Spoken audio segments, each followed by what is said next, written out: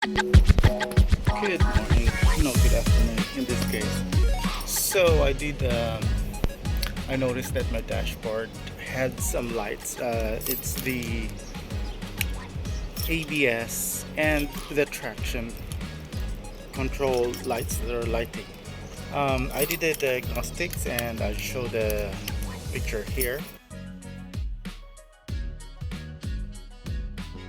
Um, it says that there's a problem with my front right wheel speed sensor. Rear wheel speeds, front right wheel speed sensor is erratic.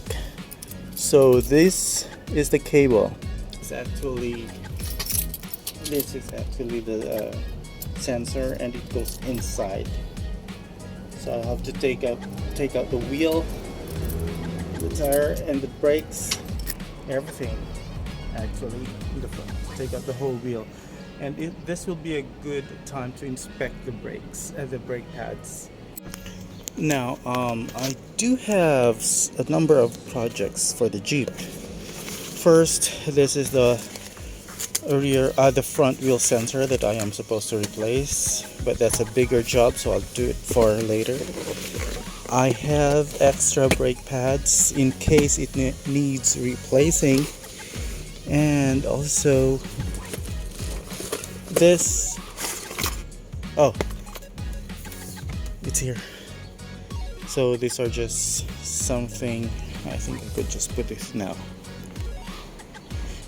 to protect the hooks. That's it. And the other one goes there, so that's done. And one issue I have, so I have the PVC tube replacement original part. That would be easy. And one thing that's been bugging me since I came back from vacation is, where's that thing? This one. This is the PCV valve, which gets connected to that hose. So this is a quick fix. It does not need replacement, but it's good to change it every few years or so. Before I change this, I will be needing to change this. So this is a windshield washer pump. So this goes to the back and this goes to the front. So my windshield, the spray does not work right now. So figured I'll need to replace this part. So let's change it for now. This is gonna be an easy job. Now to check for the problem of that not spraying is, first you gotta check the fuses to be sure that it's not an electrical thing. So in the Jeep Wrangler JK 3.8, this is the fuse box. So there are a lot of fuses. So which one? This is your guide. So just look for the windshield washer fuse. So let's try to find it. Okay, so look at that. It's not clear. How do I focus? But it's M34. This is the fuse for park assist, wash compass, so it includes the washer. M34 is this one. So this says it's washer is there, windshield washer is there, M34. So that has got to be this one.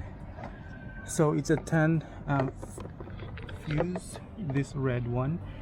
So we have a puller and use the puller to pull it out. I have checked this before. In fact, I have also cleaned the connectors, and I know that this is not the issue. So that's why I have already bought myself a replacement pump. So before buying things, make sure that it's not a fuse issue, because this is very cheap compared to the part that I have bought.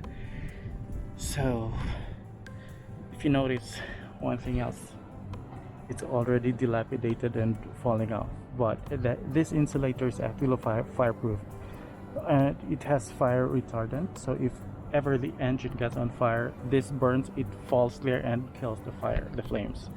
So that's one reason I'm not changing that yet for now.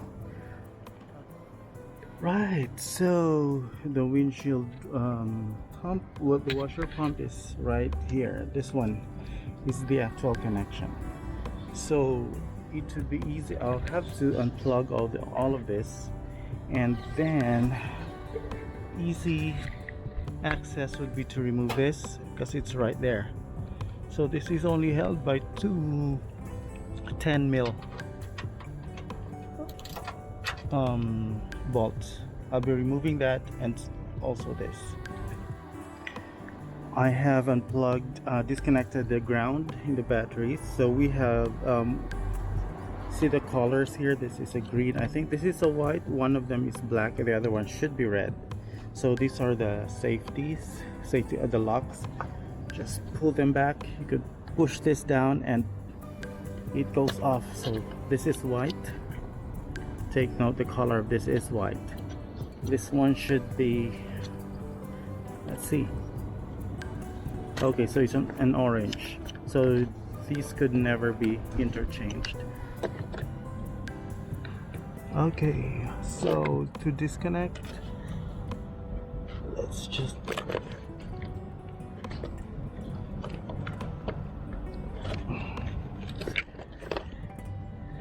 okay, I get sweat in my lenses, I couldn't see clear. Let me just clean up. So it's kind of tricky. So in order to get an idea on how it's connected, we need to look at the spare part. So this is a groove, that means there's a hook locking this part. So that means I'll have to press something that would unlock this and it would pull easily. And I'm noticing that the terminals are not actually aligned or straight, but it's on this orientation. I finally removed it. So it was just this anchor tower that was locked. Once it got dislodged, all the floodgates opened and my windshield washer fluid drained. So this is the original part. I think I have an issue with this. It does not have this anchor, which is supposed to sits by the tank, but I think I could go on without that. Another issue is the filter. So the pump is actually protected by a filter. I think I could just okay, it's kind of different. So this has more opening and the pump is just at the edge. This one has bigger opening. I don't want to change it, so I'll just be replacing the filter after a good cleaning. There you go. So just a damp cloth will do, and I'm just inserting it in the new one. Voila. So rear and front, put it in, connect, done. Right, so this connector is of course it's polarized because it's a DC system, so the negative and the positive cannot be interchanged. But one safety thing is it's the shape. See, it's rounded in one end and it's flat, so that means there's no chance of inserting it the wrong way. Okay, so the tubes go first. Okay, so this one goes in, and the other one goes in for the rear. And let's just insert this. Anyway, this has to get in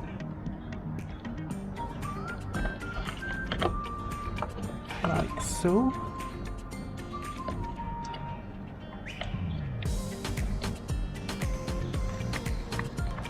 And then this one.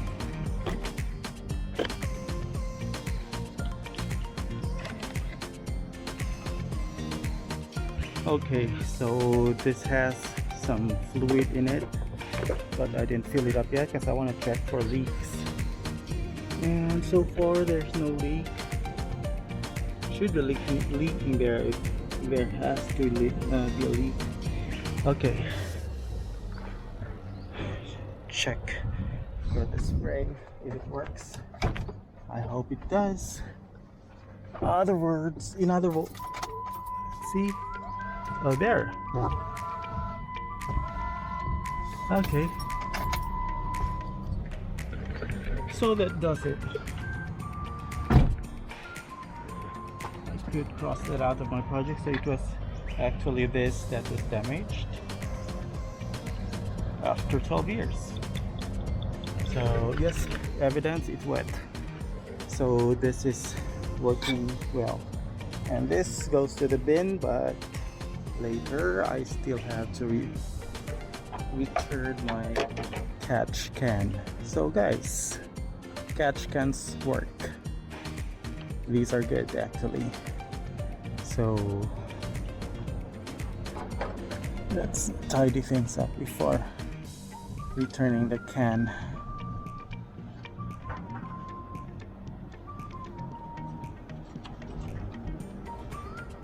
Okay, all locked. Let's bolt in the catch can. Okay, speaking of sensors, I pointed out this is the wire for the sensor, so it goes all the way inside, goes there, and we're connecting somewhere else. So I'll have to take off this monster of a tire. Let's start. Now I'm on the process of removing the wheel, and let me just show you guys. I have two I jacked it up, and I have two of those devices for safety.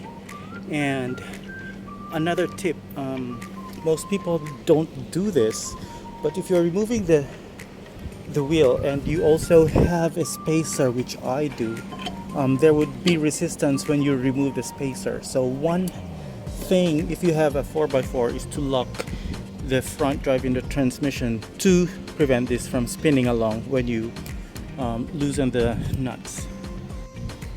Okay, so the wheel has been removed. Additional safety measure, if you don't have, especially if you don't have any of those stuff, you should put the wheel under in case the jack or that gives way.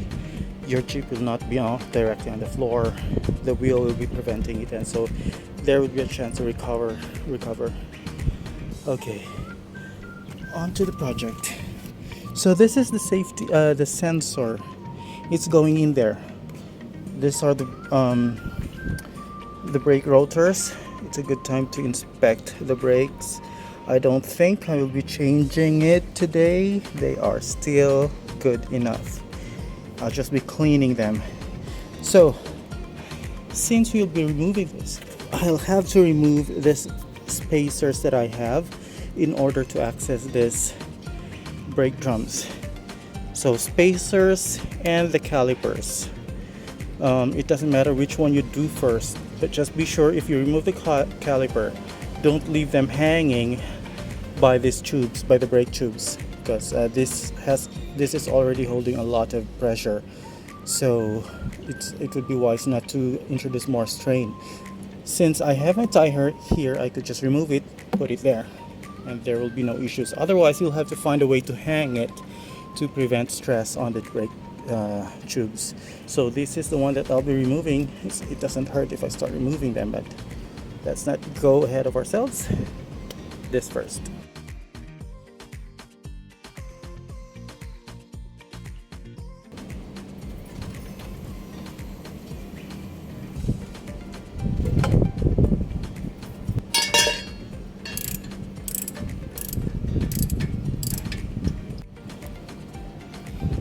So this part, this step of removing the caliper. So this is a 13 mil bolt, and this one is a 21. There's also one down there. There's another 13 here. So once you remove this 13, you could actually remove the caliper. But this is removing the shoe. You could actually loosen that. You could press on it with a screwdriver. And one easy way, if you don't want to remove the shoes, brake shoes, from where they are, you keep the caliper in one piece, just remove that. There's no need for removing this, but in my case I'll be cleaning and inspecting, so I have to remove this thing. Okay, I'll just push this with a screwdriver, wedge it down there, and it will be good to go. Okay, so speaking of brake pads, so this one is thick, so this has like mechanical sensors in a form of metal. So if this becomes really thin, and this metal, this iron, will be pressing against the drums and will make really ugly sounds. So that's when you know that it needs replacing. But this one is good.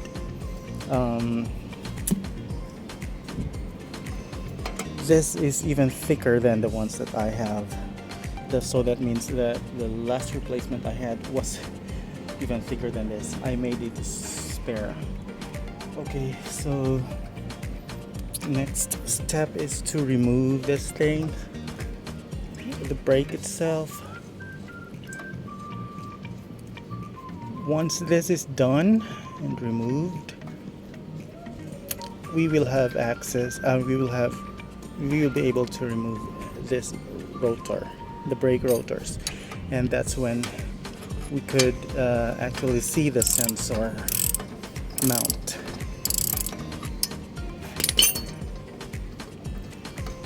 So it's always good to inspect your bolts for rust. I'm lucky I live here in Abu Dhabi, where rain is very seldom. Good catch. So I'll be cleaning this before putting it on, but let's go on with our removal of this rotor. Alright, so there's my brake rotor. I have removed the brakes, and this is the sensor that we're talking about. So it would be wise to clean it before, but putting the new one. But this is removed by a 5 mil Allen or hex wrench. So it's hand tightened, because usually stuff that's made of plastic should only be hand tightened and should not be that tight. So this is loose right now. I'll just be cleaning it before I remove everything to avoid dust getting in. Hey!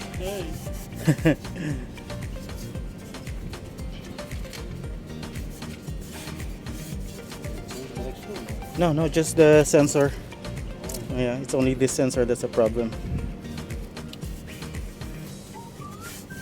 The brake shoes are still good. Yeah, no problem yet. Yeah, still thick. Okay, so removed, and let's go on with this. So people are arriving now from work. This is gonna be a busy parking lot. Good. One day I saw your light was on. Yeah. I forgot I left it on the yellow lights, right? Then I called to Aman because I don't have your number. Thank you. Okay, so this is a sensor, and before I put the new one, it would be a good idea to wrap it in plastic. I think I'll just be using this plastic to wrap to protect this from dust, because it's a sensor, so it senses things. Let's just wrap it first. Alright, so I had to remove the cover here. Actually, I don't have to remove it just to replace the sensor, but it would be good to show you where it actually connects. So this is where it connects. So this is the wire from the other side. It's behind your shock towers. And this, I don't actually care if it gets damaged because the new one has a new set included. The guy who taught me to work on things said always use the right tool for the right task. This is the right tool, not a screwdriver. There you go. Way easier. Alright, so this is your shock tower. This is what's behind. And this is the connection. So to remove it, you gotta pull this red lock, press this down,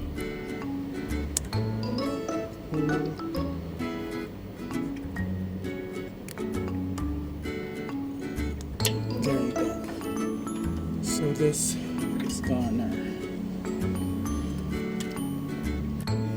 Alright, it is getting dark, but I have replaced the sensor. The Allen key hex has been tightened by hand. The routing of the wire going out there, and then finally behind has been done. Now you don't have to be a rocket scientist to figure out how to do the wiring.